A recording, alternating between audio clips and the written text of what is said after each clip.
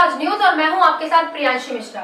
आज हमारे साथ यहाँ मौजूद हैं समाज सेवक पार्टी के राष्ट्रीय अध्यक्ष रजनीकांत दुबे जी। तो आइए इनसे जानते हैं कि इनके क्या विचार हैं किसानों के चल रहे आंदोलन पर और आने वाले समय पर वो उसे किस तर्ज पे देखते हैं। महीनों से किसानों का आंदोलन चल रहा है, सरकार के बनाए गए वो बिल पूरी तरीके से किसानों के विरुद्ध है और हर तरीके से, क्योंकि उसमें सरकार ने मंशा नहीं क्लियर की है। यदि सरकार मंशा क्लियर कर दे, पहले क्या होता था कि किसान अपनी फसल को ले जाकर के समिति एक होती है मार्केट टाइप में, जहां बेचता था अपने दाम पे।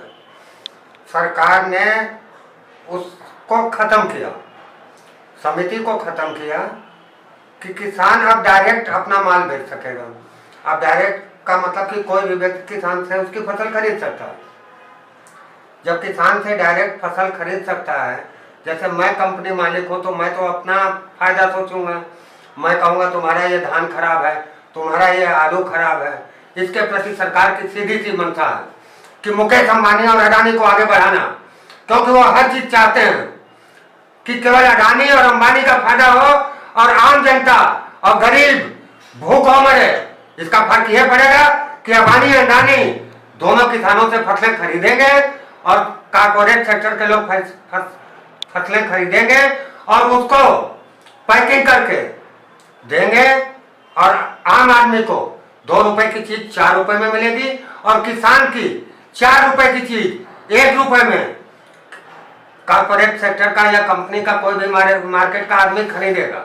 और इसका जीता जाता यदि सरकार की ऐसी मंशा नहीं थी तो गोदाम पहले बन चुके हैं। और इसके पहले भी जो किसानों के कानून है, आज से इन्हें काफी समय से, क्या जब से मैं मतलब प्रारंभिक शिक्षा लेना शुरू किया होगा तब से मैंने देखा होगा किसानों का हमेशा शोषण होता चला आया है। चाहे वो चकबंदी हो, चाहे बंदोबस्त हो, हर समय किसानों की जमीन प्रशासनिक अधिकारी कम करता है। और किसी भी नेता को 1 बीघे में ये नहीं मालूम है कि जैसे यूपी है, उत्तर प्रदेश में किस जिले में कितने कच्चा बिस्वा क्या होता है, पक्का बिस्वा क्या होता है, पक्के बिस्वे में कितनी जमीन आती है और 1 बीघे में कितनी जमीन होती है। जिस दिन ये कोई नेता बता देगा और मेरे सवालों का जवाब खुले मन से दे देगा, उस दिन मैं राजनीति से त्याग दे दूंगा। आपको क्या लगता है कि सरकार को ऐसे क्या अब नियम बनाने चाहिए आपके अनुसार कि जिससे जैसा वो चाहते हैं वो भी होता रहे और किसानों का भी नुकसान ना हो, उनका भी आय चलता रहे? मैडम, इसके लिए सबसे पहले सरकार को जो है, जो भू राजस्व अधिनियम एक है, कानून की किताब है, जिसमें किसान चूंकि पढ़ा लिखा नहीं होता है, उसके बच्चे अपनी खेती बाड़ी को बेच करके वो शादी करता है अपनी बच्चियों की, बच्चों को खेत बाड़ी बेच करके पढ़ाता लिखाता है कि उसके बच्चे आगे बढ़े। खेतौनी में ये नहीं मालूम होता है कि उसकी खेतौनी किस सन की, उसमें फसली वर्ष लिखा होता है। और कोई भी नेता ये चीज़ नहीं बता सकता है कि किस फसली वर्ष की खेतौनी में ये फसली वर्ष तो लिखा है, लेकिन इसमें कौन सा सन है, सन नहीं लिखा होता तो ये नहीं मालूम होता है। हेक्टेयर में जमीन होती है, उसमें ये नहीं मालूम होता है किसान को कि उसकी जमीन कितनी होती है। अब जब चकबंदी होती है उसी में किसानों का शोषण होता है।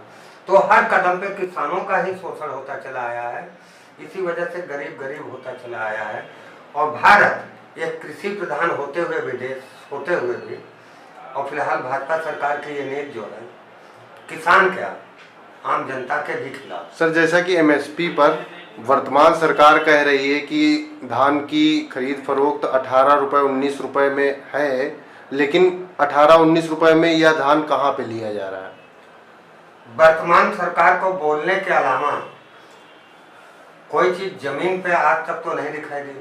वर्तमान सरकार ने तो बहुत कुछ बोला। उन्होंने कहा 1 कर 1 टैक्स।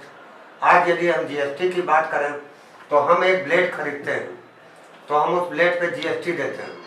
हम अपना मोबाइल रिचार्ज कराते हैं तो हम उस पर जीएसटी देते हैं। जब हम हर चीज़ पे जीएसटी देते हैं तो सरकार को तो हम कर पे कर दे रहे हैं।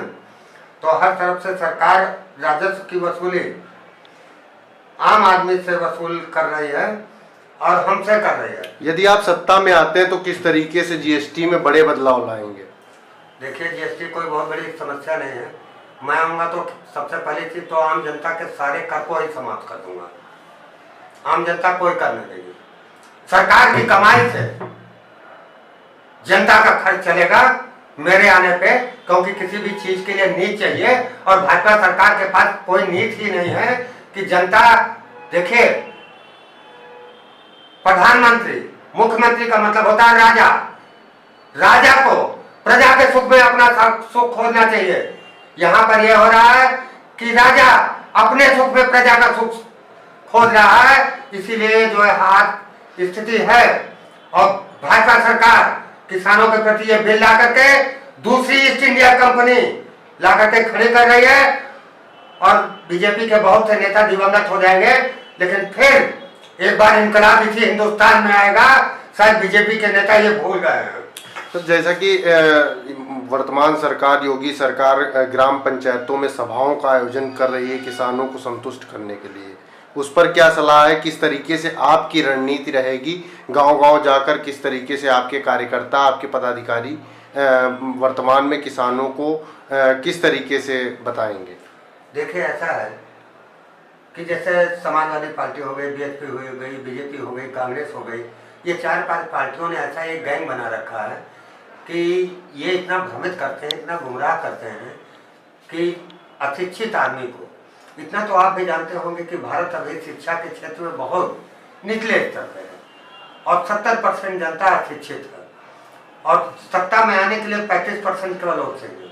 तो 35% को गुमराह करना बहुत आसान होता है, जो काम की सपा भी कर रही है, बीएसपी भी कर रही है, सारी पार्टियां कर रही हैं। अब मेरी पार्टी के लिए कठिनाई ये है कि मैं सही बता रहा हूँ कि 1 बीघे में 20 बिस्वा होता है और 20 बिस्वे में 1361 स्क्वायर फीट होता है।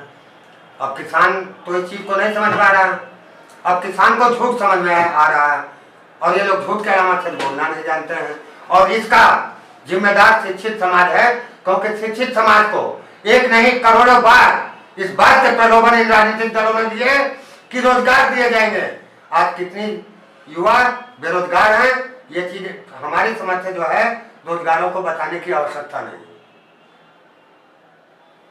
किसानों को लेकर किस प्रकार की रणनीति आपकी समाज सेवक पार्टी ने तैयार किया है और आगे क्या रणनीति रहेगी?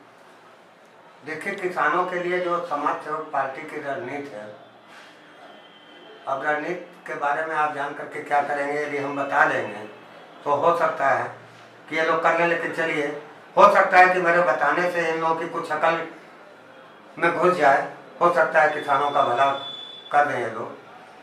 यदि मेरी सरकार होगी तो हर एक किसान अपनी कंपनी का मालिक होगा, उसकी फिर ऐसा नहीं होगा कि आटा जो है किसी कंपनी का बोल बिकेगा, आटा किसान की कंपनी का बोलेगा और किसान ही उस कंपनी का डायरेक्टर होगा और किसान का हर माल विदेशों में इंपोर्ट एक्सपोर्ट होगा। प्रश्न साधारण सा इतना है कि हमारे देश की नीति, नेताओं को नीति बनाने, लोग कहते हैं राजनीति खराब है। राजनीति होती क्या है? मैंने तो राजनीति शास्त्र से ग्रेजुएशन किया हूँ। राजनीति सुयोग्य शासन बनाने, चलाने, जाए जाने के लिए कुयोग्य नहीं, क्योंकि इस समय ही नहीं। मतलब मैं देख रहा हूँ हमारी समझ से, जब मैं 1991 में डिग्री कॉलेज का वाइस प्रेसिडेंट था, मैं तब से देख रहा हूँ कि कुयोग्य शासन चल रहा, सुयोग्य शासन नहीं चल रहा। डिवाइड एंड रूल की पॉलिसी चल रही है, अंग्रेजों की पॉलिसी चल रही है। फूट डालो, शासन करो। उसी रणनीति पे आज ये चारों पार्टियां सफल हैं और यदि हम फूट डालने पे सफल होते हैं तो हम राज कर रहे हैं, तो राज कर रहे हैं, तो इनके में और अंग्रेजों में अंतर क्या है? इतनी सी बात जनता को क्यों नहीं समझ में आती है और इतनी सी बात शिक्षित को भी नहीं समझ में आती है। अब रही बात समाज सेवक पार्टी की रणनीति की, समाज सेवक पार्टी इस बात का वचन देती है कि जितने लोगों को, जितने युवाओं को रोजगार दिला पाएगी, दिलाएगी। और जितना भी इन्होंने निजीकरण किया है, उत्तर प्रदेश से सारा निजीकरण रद्द करेगी और जितना रोजगार दिला पाएगी, दिलाएगी और बिना वापसी के स्वरोजगार को बढ़ावा देने के लिए ऋण उपलब्ध कराएगी, जिसका वहन सरकार करेगी। और पुरानी पेंशन को समाज सेवक पार्टी उत्तर प्रदेश में, क्योंकि अभी मैं भाई केंद्रीय सेंट्रल में मैं गवर्नमेंट बनाने नहीं जा रहा हूँ और मैं यूपी के चुनाव की तैयारी कर रहा हूँ। यदि यूपी के चुनाव में मेरी बनती है तो यूपी में जितने भी सेंट्रल या स्टेट के गवर्नमेंट के कर्मचारी होंगे सबकी पेंशन, पुरानी पेंशन उसी तरीके से हर चीज बहाल होगी, क्योंकि बिल लाने का अधिकार मुझको भी होगा। जो सेंट्रल के पास है वही राज्यपाल के पास अधिकार है। ये काम